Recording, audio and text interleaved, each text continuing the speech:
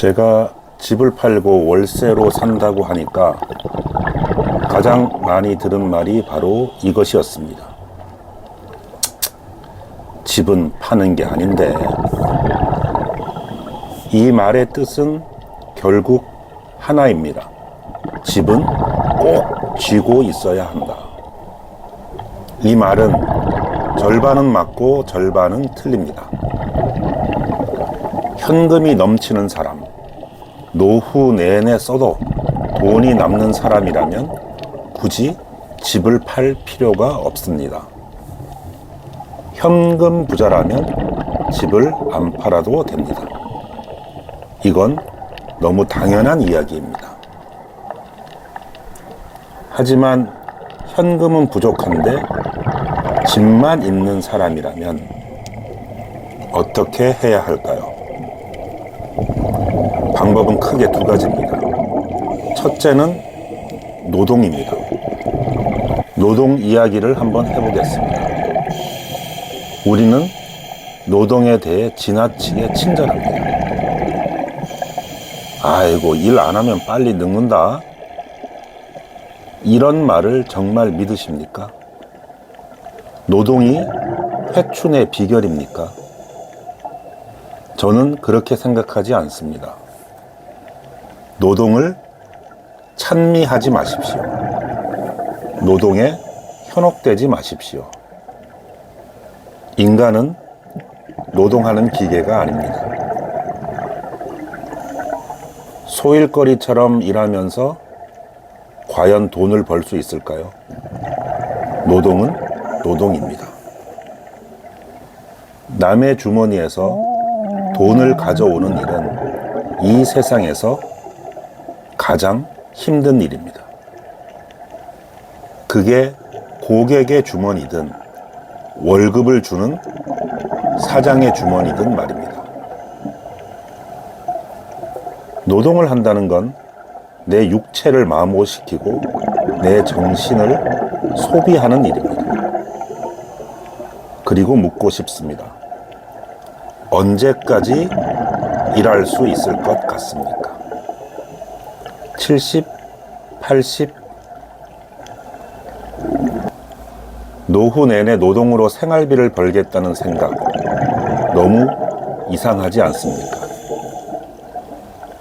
지금까지 한 말을 정리하면 이렇습니다. 현금이 차고 넘치는 부자라면 집을 팔지 않아도 됩니다. 현금은 없어도 끝까지 노동을 하겠다는 각오가 있다면 집을 팔지 않아도 됩니다. 어차피 사는 건 취향이니까요. 하지만 현금 부자도 아니고 노동을 계속할 형편도 아니라면 어떻게 해야 할까요? 현금은 어중간하고 일은 하기 싫고 집은 있다, 이런 상태라면 어떻게 하시겠습니까? 제가 바로 그 케이스였습니다. 그래서 저는 집, 즉 다른 말로 자산을 처분해서 현금을 만들었고 그 현금으로 오늘을 살고 있습니다. 사람은 자기 형편에 맞게 사는 겁니다. 사람은 태어날 때부터 지능도 다르고 생김새도 다르고 성격도 다릅니다. 이 말이 인생은 기울어진 운동장이라는 비관적인 말은 아닙니다. 그냥 자기 취향대로, 자기 성격대로 당당하게 살라라는 말입니다. 난 눈치 보지 말라는 말입니다. 그럼 사람들은 왜 집을 팔지 못할까요? 첫째, 집이 자랑이었기 때문입니다. 나 어느 아파트에 산다. 나 어느 동네에 산다. 이걸 자랑으로 여기다가 은퇴하고 집을 팔려고 하니 남 눈치가 보이는 겁니다. 둘째, 집값은 무조건 오른다는 환상입니다. 저는 중국에서 6년을 살았습니다. 그때 많은 사람들이 사업을 하겠다고 저를 찾아왔습니다. 그들이 항상 하는 말이 있었습니다. 중국 사람 한 명에게 하나씩만 팔아라. 집값이 무조건 오른다는 생각은 이 논리와 똑같습니다. 물론 집값이 쉬지 않고 오르는 그런 동네, 그런 아파트도 있겠지요. 하지만 대한민국 모든 아파트가 다 그렇지는 않겠죠. 모든 고3 학생이 다 서울대를 가는 건 아닙니다. 서울대 간다고 그게 무조건 좋은 일도 아니지만요. 좋습니다. 100번 양보해서 집값이 10억에서 20억으로 올랐다고 하죠. 그럼 팔 수 있을까요? 아닙니다. 30억을 향해 또 기다립니다. 그래서 영원히 못 파는 겁니다. 오를 것이라는 희망 고문, 오르면 더 오를 것이라는 탐욕이 도사리고 있는 것이 바로 우리 부동산 시장입니다. 마지막으로 우유부단함입니다. 아이들 때문에, 아내 때문에, 교통이 좋아서, 근처에 산이 있어서, 백화점이 있어서, 이런 사람들 정말 많습니다. 무슨 말만 하면 안 되는 이유, 못하는 이유, 그런 것들을 자동으로 쏟아냅니다.